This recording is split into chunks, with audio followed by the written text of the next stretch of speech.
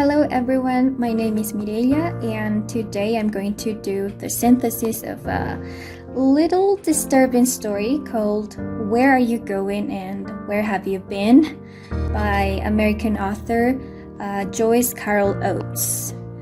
This story was published in 1966 and it talks about Connie, the main character, who is a pretty and vain 15-year-old who's constantly worrying about her appearance and checks if her face is all right, and also checks the faces of other people. So this 15-year-old, this teenager, lives with her parents, and it's important to say that she's constantly compared to her older sister June, who is 24 years old and who works in the same high school Connie attends. So she feels this pressure of constantly being compared to her older sister. Sometimes she even says that she wants to throw up or even wishes to be dead because she constantly hears, "Why can't you be more like June?" And that's really bad for her. But not everything is that bad in her life, because the story develops during summer vacation when Connie and her friends constantly visit the mall. They go shopping, they watch movies, but they also go across the highway to a drive-in restaurant where older kids hang out. So this place is important. It's the place where Connie encounters a mysterious boy who looks at her and makes this X mark on the air and says, "I'm gonna get you, baby." Connie doesn't pay too much attention, but because she was on a date with another boy. Unfortunately, this boy appears at her house door when she's alone and tries to convince her to go on a ride with him. At first, she feels glad to have caught this boy's attention, but later she realizes this boy in fact is much older than her, probably 30 or more. So she gets uneasy and scared because this man asks to be her lover, and he tells her he even knows her family. He even knows her family and her friends, and if she doesn't come out, he can turn her house in fire.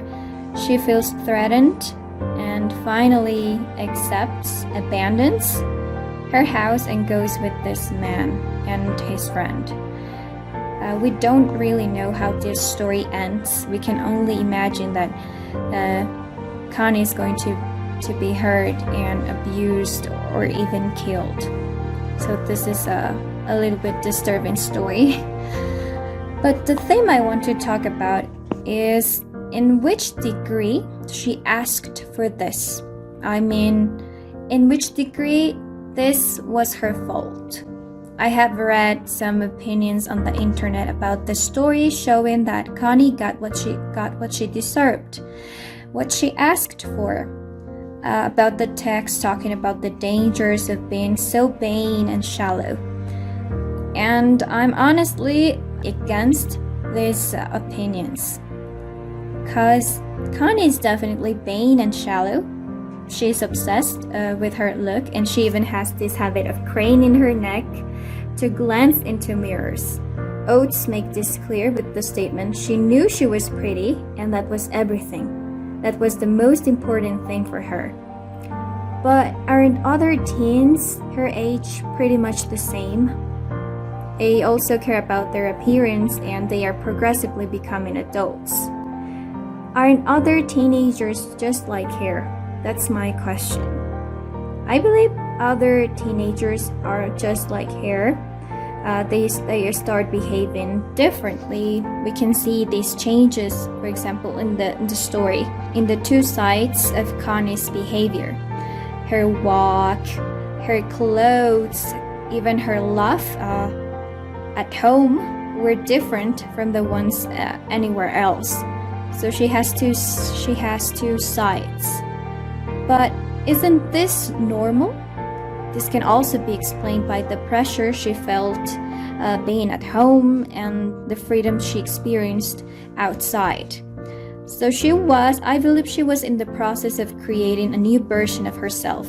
She was trying to live this little girl role and wanted to grow to become a grown-up woman. So that's why she wanted to stay home and spend the whole day listening to music and taking a shower. So I asked myself, can we really say she deserved what happened to her? She was just starting to live. She was just a teenager. So I believe she didn't deserve what happened to her. And we cannot say that it was her fault for being so vain and arrogant and shallow. I don't believe so. So I wanted to talk as well about the antagonist of the story. The boy that is not a little boy, who is actually a man, a grown-up man. His name is Arnold Friend.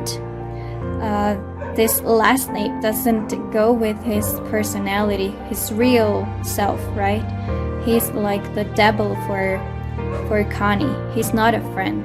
He's a predator. He's her aggressor, right? This boy who's actually 30 and who dresses like a teenager. He tries to speak with slang. He tries to seem a teenager so that Connie accepts to go out with him. But he's an imposter, and what calls my attention is his car, a convertible jalopy painted in gold. So this car seems like an extension of him. It's just as fake and ridiculous as him. He even has his name painted on his car. So this character definitely behaves as some crazy person, because he claims to be Connie's lover, and he acts as she already knew him. And if she had agreed to go on a date with him, he even says that she knows she was on a date with another boy the previous night, but that she was going to know what love was really about with him in his arms. So he's really crazy, and yeah, he behaves like this to convince her that he's a teenager as she is, right? But at first he behaves smoothly. He even laughed, and they even talked about music. But then his voice changes and finally convinces Connie to go out with him by threatening her dear one's lives. So this is practically a kidnapping, the kidnapping of a girl, a violent kidnapping of a girl. So was this her fault? Would things have been different if she hadn't been so vain and flirty? Did she get what she deserved?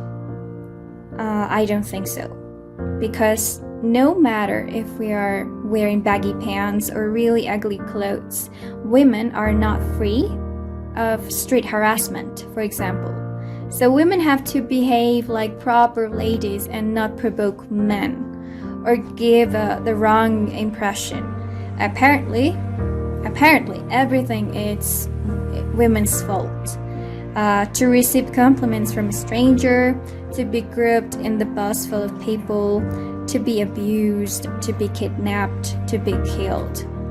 Is this really women's fault? I know this story leads to different points of view, but in my opinion, what Joyce Carol Oates wants to show are the dangers of being a woman in this patriarchal society, who can still today blame the victim and not the aggressors. So that was my synthesis. Thank you very much.